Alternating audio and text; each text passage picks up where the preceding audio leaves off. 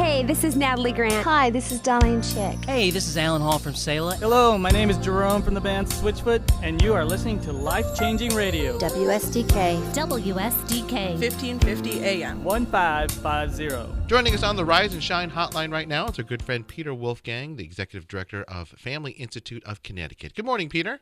Al, good morning. Thanks for having me back. It's so good to have you back here. And believe it or not, Peter, this is our, tomorrow we celebrate our 2-year anniversary on the air. So it's great to have one of our first guests ever back on the air. We always welcome you back to our airwaves. Well, I'll tell you, it's hard to believe it's only been 2 years. I know. I just cannot imagine the pro-family fight without WSDK. So congratulations. We appreciate that. And you are certainly one of our generals leading the charge. And this week, there is a charge regarding the assisted suicide bill that's up in the legislature. And so tell us a little bit about, maybe give us a little backstory about where this bill has come from and why we need to support and maybe show up at the state capitol on Wednesday. Sure, Al. You know, the backstory on where this bill has come from is a very interesting story, and it's sort of a case study of how Connecticut is really in the crosshairs of national anti-family elements about why they target the state of Connecticut. And the bill that we're talking about, it's an assisted suicide bill.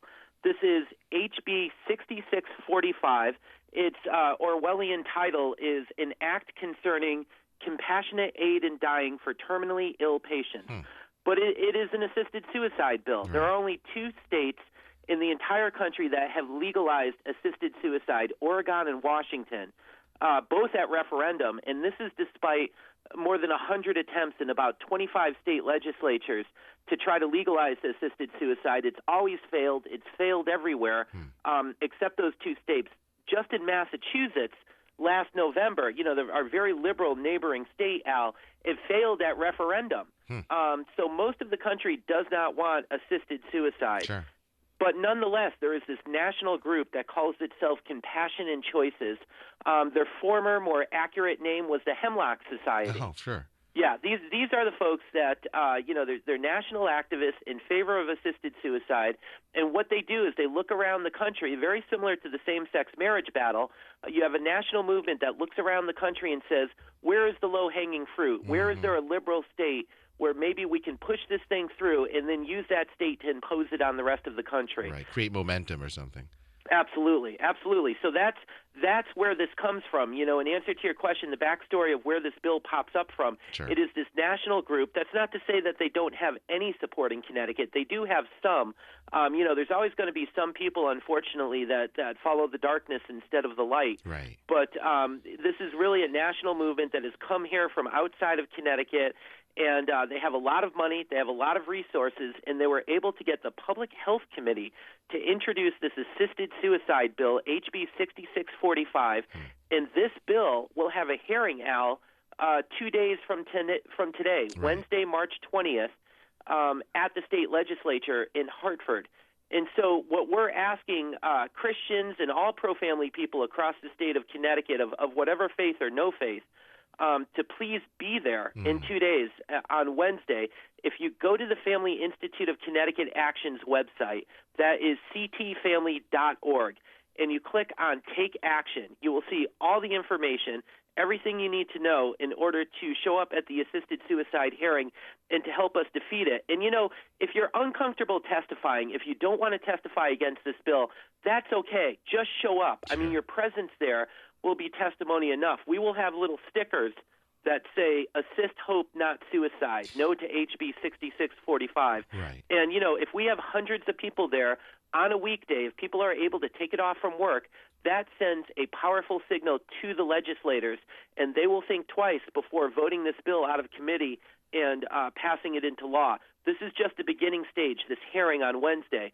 So the most important thing, because this is really the one chance, Al, that the public gets to speak on this, the most important thing is to turn out as many people as we can on Wednesday, 2 days from now, the 20th, at the state capitol, and all the information, you know, if you want to testify, how early you need to show up, you need to be there for about 9 o'clock or so. All that information is available at Family Institute of Connecticut Action's website. How many copies you need to produce to the committee. In fact, if you get your testimony in before the deadline tomorrow, Tuesday, by 3 p.m., it will appear online, and you're all set for that. But we really just need a big turnout because this is the next big thing, Al. I mean, this is the next thing. The cultural left, the anti-family, the anti-biblical vision for America, that movement, this is the next big item on their agenda is assisted suicide. Well, it's bad. It's bad public policy because you're talking about, yay, death. I don't know how that helps our culture.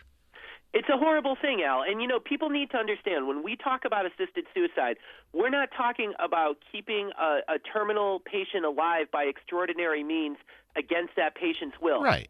That's what we're talking about here is not letting nature take its course. We're talking about the proactive taking of a human life, something like what occurred with Jack Kevorkian, where you administer some drugs to a person in order to hasten their death. And you're absolutely right, Al. It's bad public policy. It's not just that it attacks the sanctity of human life, but it is bad public policy.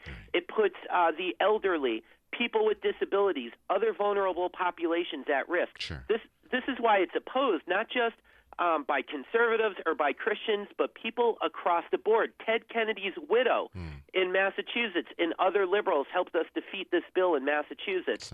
So, I mean, people from all walks of life, whatever their faith, whatever their politics, this is why only 2 states have legalized this. Most people across the country, whatever else we may disagree about, most people understand that this is the taking of human life, that it puts vulnerable populations at risk, and that we need to do whatever we can to stop this. Good. Well, if you want to help Peter and the Family Institute of Connecticut help draw that line in the sand, then you have an opportunity to do that this Wednesday morning, you said, at the Legislative Office Building. And so if you get more information on where and how to meet and all that, tell us again the website, please. The website is CT as in Connecticut, ctfamily.org. Click on Take Action. Great. Peter, thank you so much for joining us today, and continue to keep us posted as some of these things try to get in to the state legislature, and hope, and pray that they don't ever become law here in Connecticut. Thank you, Al, and happy anniversary. Thank you. Take care, Peter. With quality Christian programming 24 hours a day, we're Life-Changing Radio, 1550 AM, WSDK Bloomfield, Hartford.